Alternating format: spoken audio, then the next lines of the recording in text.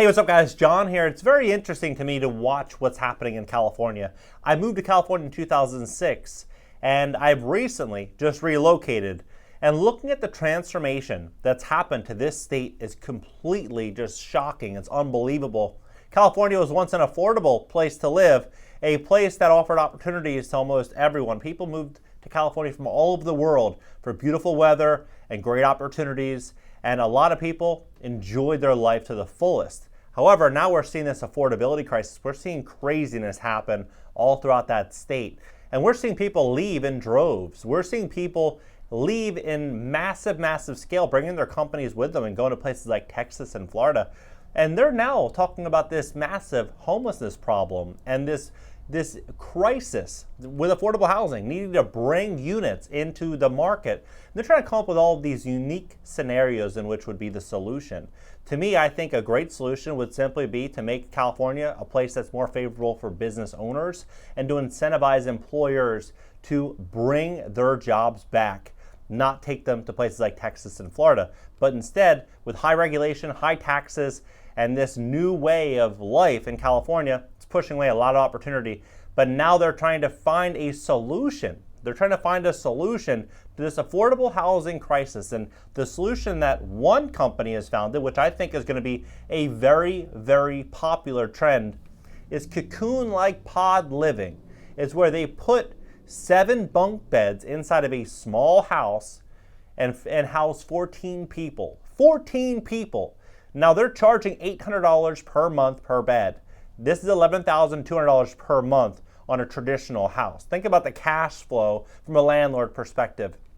I believe in a large scale that what's going to happen, I've talked about this before, that real estate is going to become more of like a Lyft and an Uber, where people can just simply hop into a house, they can share a room, and there might be 3 or 4 other people inside of that individual bedroom. And when you want to relocate, you list it on the app, someone else will take your spot, and the landlord will be able to extract a ton of value. Because I've said, why would Wall Street acquire all these assets at record prices if all they can do is increase rent based on the 3.5% or the 4% or 5% rent increases that they may be able to justify? They're going to try to extract more value. They're going to find a unique way in which to do it. And the easiest way is likely going to be to house more people.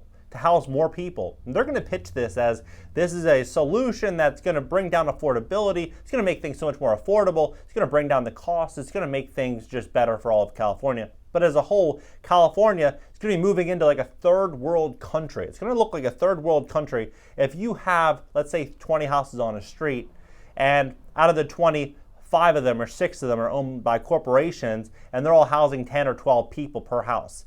Think about how crazy that would be just in terms of parking on that street, in terms of what it would actually be like to live in one of these houses. I mean, if you had 14 people living in your house, would you feel comfortable? You know, you obviously don't know these people well. Would you feel comfortable having your belongings, your expensive items, your laptops, your cell phones, all these things there while you go to work, and then come back wondering what happened, if anyone would take anything, or if something could go missing?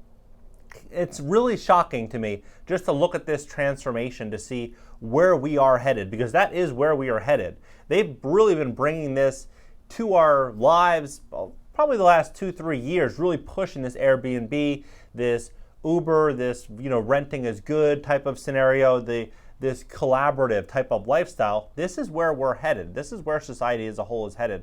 I think that this is ultimately going to push a lot of people into the rental space in California if this becomes really massively adopted, simply because the returns would be just incredible. Imagine buying a house for $500,000. You put 20% down. You finance the rest, even at high interest rates. You spend $2,500 to $3,000 a month in financing charges, and then ultimately you're pulling in $10,000 a month, making $6,000 or $7,000 a month in gross income.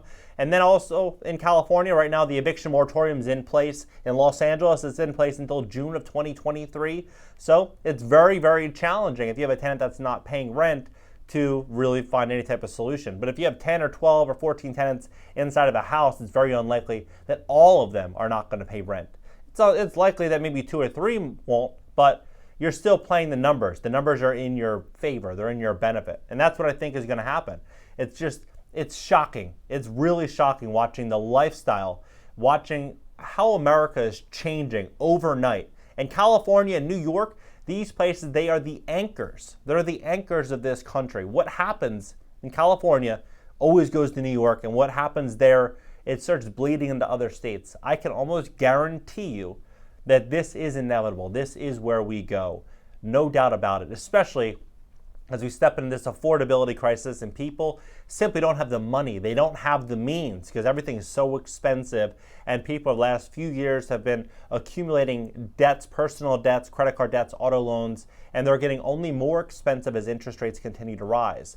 So as this all happens, people are going to say, okay, well, I'm only making $2,500 a month. What can I afford? Obviously, it's not going to be an apartment in Los Angeles or California because that's probably $2,000 or $2,500 a month. And it would leave me with no money left to pay for a cell phone bill or food or car insurance or clothes or going out with my friends or doing anything else. So they would switch into a pod-like scenario for $800 instead. Then what is the landlord going to do? The landlord's going to realize, hey, there's no one else or no other place that these tenants can go for even $900 or even $1,000 or even $1,100 per month. So that's what they're going to do. They're going to slowly start increasing rents. Look at Sam Zell, founder of Equity Residential, one of the largest landlords in the country, like top 3 largest landlords in the country. What did he do? In 2009, when we stepped into the crisis, he ran out there buying mobile home parks. And he did one thing. He increased rents across the board, all across all of his mobile home parks. And his investors saw a 1,300% return. 1,300% return. So if you invested $1 million, it would turn to $13 million. That's the return that he got just by increasing rents, because he knew that rents were so low on mobile home parks. What will happen here with pod living? Rents are extremely low. All they have to do is increase them, and if they're 20% or 30% or 40% below one-bedroom apartment cost, then people are going to move up. Prices are going to be moving up. Even if they're 50%, even if rents go to $1,100, $1,200, it's like there's still huge margins. No doubt about it, this is where we're heading in California. What do you think about all this? What do you think about pod living? Would you yourself live in a pod, in a cocoon? Would you adopt this? Do you think it's cool? Do you think it's trendy? Or do you think it's very un-American? Drop your comments below. Hit the like button. Subscribe here. Also, subscribe to my second YouTube channel. It's going to become a podcast. I'm going to be taking live calls as well and reviewing real estate deals, talking about the economy. It's going to be very interactive and personal. And then also on TikTok, LinkedIn, Instagram, Twitter, everything's in the banner. I'll catch you guys later.